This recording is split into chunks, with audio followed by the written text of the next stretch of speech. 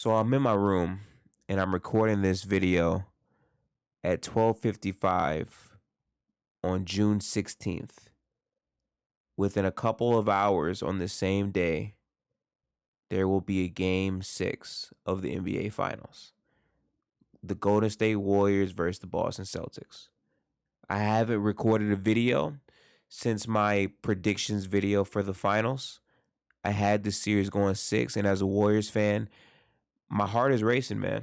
My team has a great chance to add to history, to win a championship, and accomplish greatness. Steph Curry has a chance to win a Finals MVP.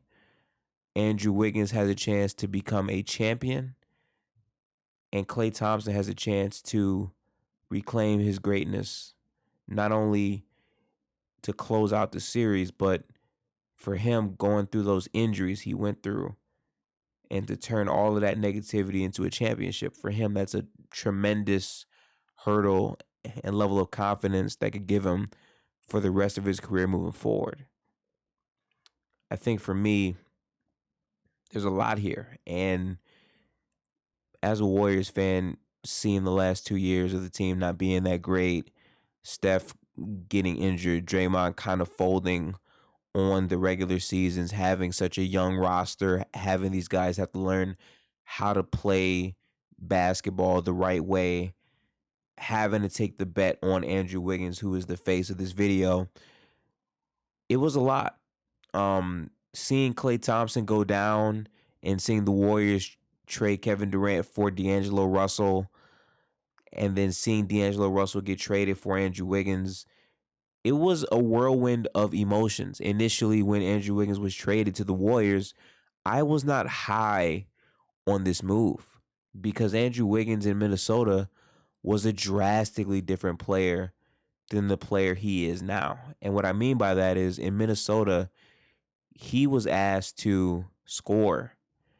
And what Andrew Wiggins was as a player was he was an inefficient scorer who did not have the motor to play at a high level on both ends consistently. He showed flashes of defensive potential, but his defense was not nearly as consistent as it is now. And he just didn't seem to have it. He was one of the worst contracts in the league. And when the Warriors acquired him, it was a collective head scratch on why they would do this.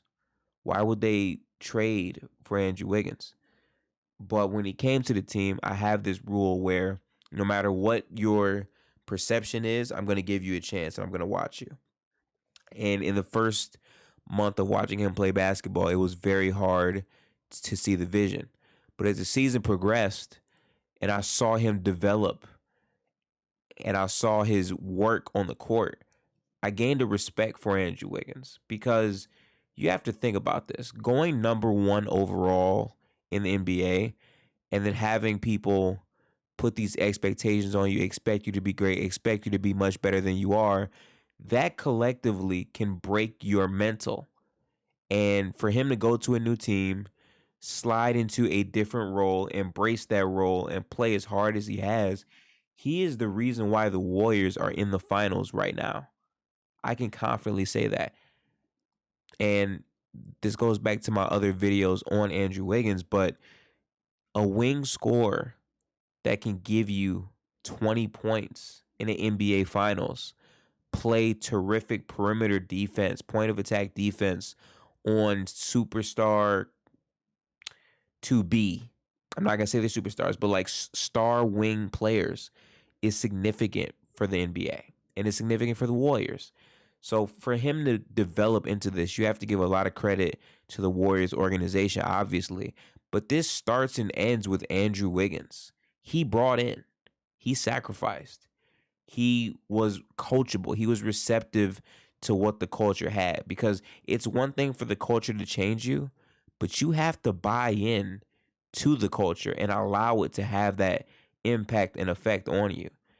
And for Andrew Wiggins, the entire season, a lot of people had hoopla about if he deserved to be an all-star starter or not.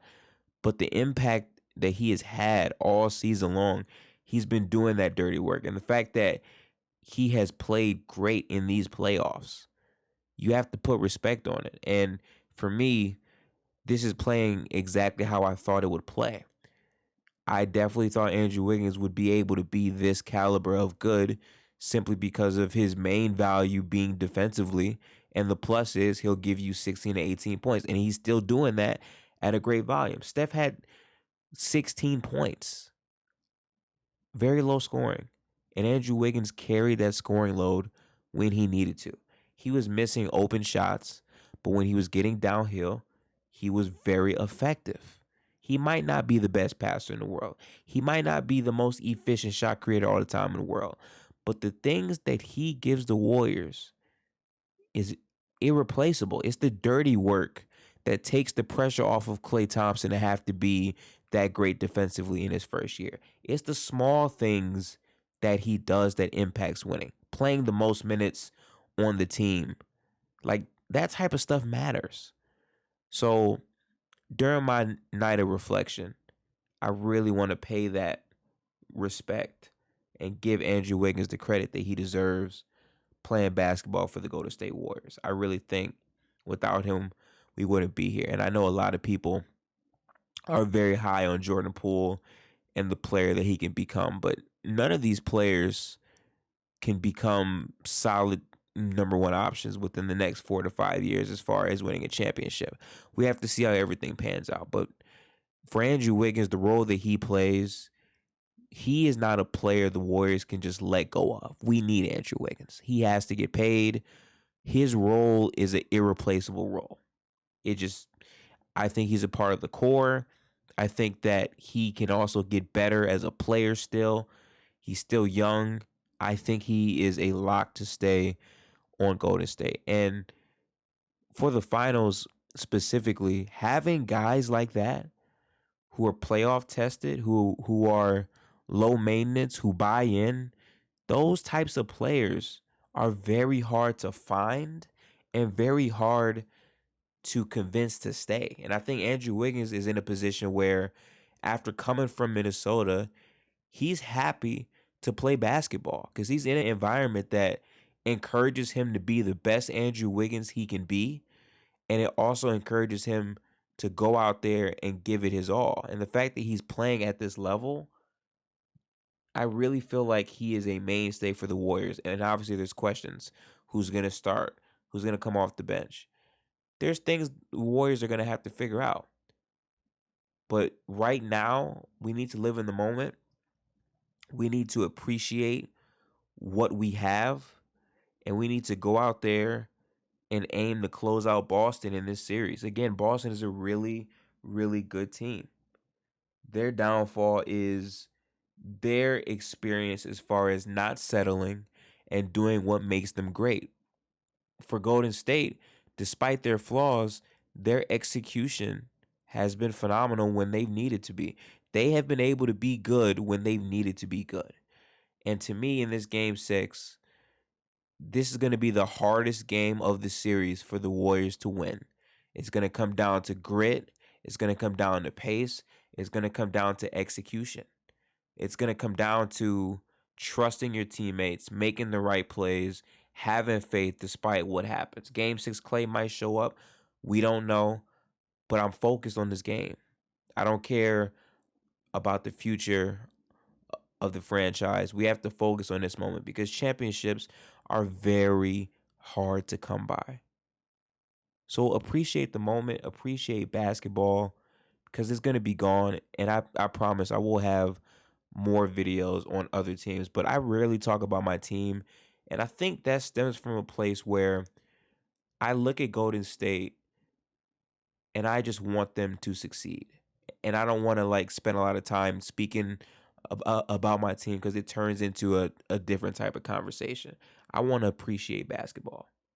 So make sure everybody is tapping in.